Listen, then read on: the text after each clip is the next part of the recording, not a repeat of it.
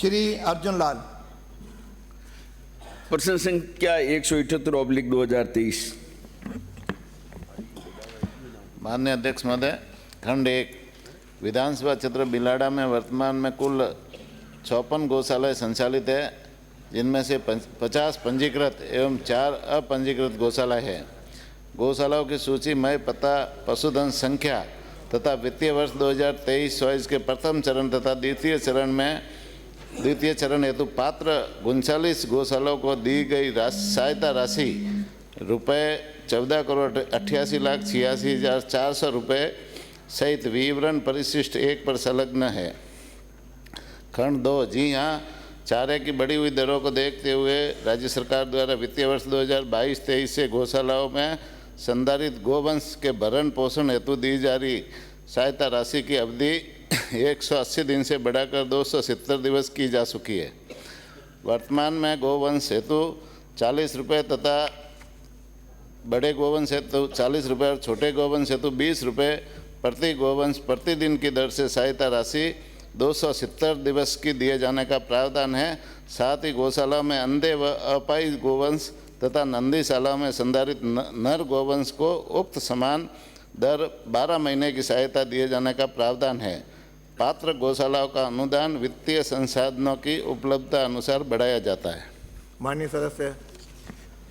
माननीय अध्यक्ष महोदय, मैं आपके माध्यम से मंत्री महोदय से पहला सवाल मेरा है, क्या राज्य सरकार गौशालाओं को 9 महीने का अनुदान दे रही है? इसको बढ़ाकर 12 महीने का अनुदान राशि और समय सीमा 9 महीने से 12 महीने बढ़ाने का विचार रखती है? पहला सवाल। माननीय अध्यक्ष महोदय, 2016 में तत्कालीन सरकार की माननीय मुख्यमंत्री जी वसुंधरा राजे जी ने स्टाम्प ड्यूटी पर 10% गौ सेस लगाकर राजस्थान गौ संरक्षण एक संवर्धन निधि नियम 2016 बनाया। वर्ष 2018-19 में तत्कालीन सरकार ने मदिरा की बिक्री पर 20% गौ सेस लगाया। इससे प्राप्त निधि से गौशालाओं को सहायता राशि व गौशालाओं के विकास के लिए संचालित योजनाओं को राशि दी जाती है। माननीय अध्यक्ष महोदय, अभी पिछले वर्ष 2023-24 में जो हमारे पास में आय व्यय हुआ है, स्टाम्प ड्यूटी पर गौ सेस 596.41 करोड़ और शराब के वेट पर गौ सेस 631.4 करोड़, कुल आय 1227.45 करोड़ हुई, व्यय 1122.86 करोड़ हुआ। इसलिए वित्तीय संसाधनों की उपलब्धता के अनुसार भविष्य में इसको बढ़ाने के प्रयास करेंगे। माननीय सदस्य।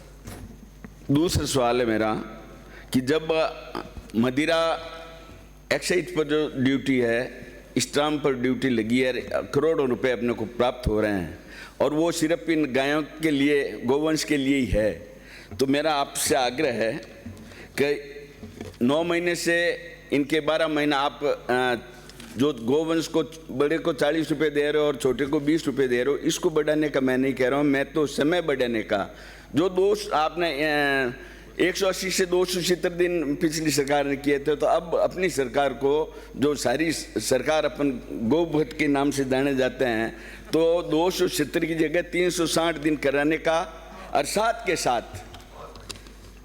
जो ऐसी गौशालाएं हैं जिनमें आवारा पशु तो गोवंश तो डाल दिया जाता है, जवाब ले लें, लेकिन अफाइज, एक सेकंड, अफाइज या जो दुर्घटना ग्रसित होकर जो गोवंश आता है गौशाला में, या जो बीमार हो जाते हैं या वृद्ध हो जाते हैं, ऐसी गौशालाओं को जो आपने पंजीकृत गौशालाएं हैं, उसमें कितनी गौशालाएं ऐसी है जो प्योरली अफाइज, बीमार और वृद्ध पशुधनी रखते हैं? दूसरा जो उनसे कोई आय नहीं होती है, ऐसी गौशालाओं की संख्या कितनी है? और उनके लिए आपने 12 महीना किया है, तो दूसरी गौशालाओं के लिए 12 महीना क्यों नहीं कर रहे हैं? माननीय अध्यक्ष महोदय, अपाहिज गौशालाओं की अलग से संख्या नहीं है। सभी गौशालाओं में अपाहिज नंदी और गोवंश को लेने का प्रावधान है, और जो अपाहिज है उनके लिए 12 महीने का अनुदान हम देते हैं, और दूसरी नंदियों को या उनको गाय को अब 9 महीने का अनुदान देते हैं, तो अपाहिज के लिए तो 12 महीने का अनुदान पहले से प्रावधान है। उनकी संख्या पूछ रहा हूँ मैं तो, अपाहिज की। अपाहिज की संख्या आपको वैसे काउंटिंग करके बताना तो बता देंगे, आपको पहुंचा देंगे, लेकिन अपाहिज उसी में से शामिल है, जो गोवंश है उसी में शामिल है। श्री घनश्याम